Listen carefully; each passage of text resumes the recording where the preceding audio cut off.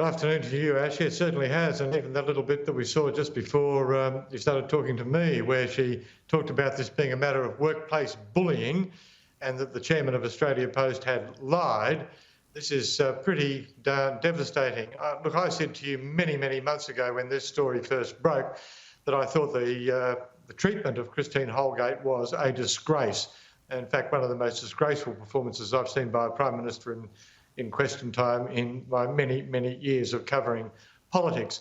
And effectively what we're seeing here today in terms of the evidence given by Christine Holgate that she had turned around an essential part of Australia Post business. This is the very many franchisee licensed post offices around the country. As she noted in her evidence, 55% of communities in Australia do not have banking. What she managed to achieve, and her executives as well, who were awarded to the tune of $20,000 for a $200 million deal in a section of the business that is banking in regional and rural communities, which were unbanked at the time, a business that had lost $48 million the year before, turned around and got a $200 million injection, out of which the government was able to receive in dividends from Australia Post something like $70 million.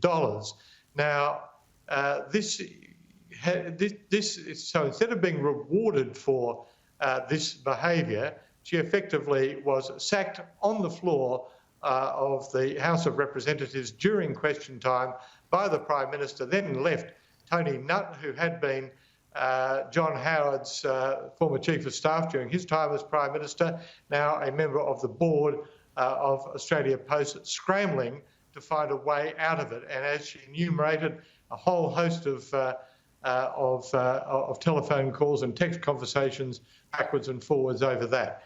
Nothing that Christine Holgate has said today leaves me in any other view than the one I had back last October, that this is one of the most disgraceful episodes in the governance of one of the major institutions of the Australian of Australian public ownership, that is Australia Post.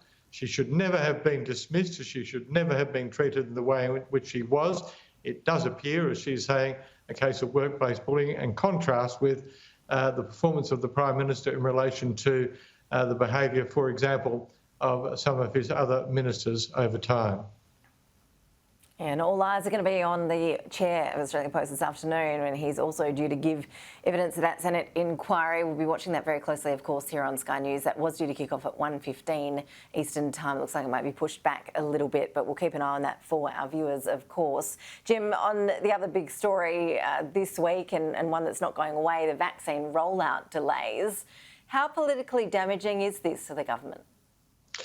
Well, what I would say about this is I think it puts the government in a fairly precarious position, because now you're seeing not only some members of the health community, if I can put it that way, the medical community, the epidemiologists and so on and so forth, questioning the decision by the government now not to have any targets, as it were, for the delayed rollout of the vaccine, but members of the business community too getting in on the act and saying that targets are needed to give business confidence, because what we're seeing is the absence of confidence, both in terms of the public and public health, in terms of what they think about the, pardon my dog, the way in which they think that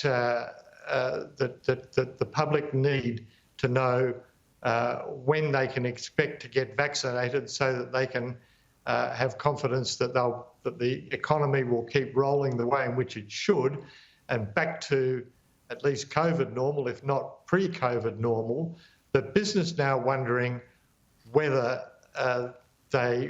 or how business can function in these circumstances, because business needs confidence too if we are to move from government support for the economy to private investment, which then means jobs. Now, in the current environment, it does seem to me that the business community is saying, if we don't have confidence in the vaccine rollout, in knowing when people are going to get vaccinated, then how are we and why should we be in a position to provide the investment that's needed to support the jobs that are required to get the economy back to normal? So I just think it's a very precarious moment for the government.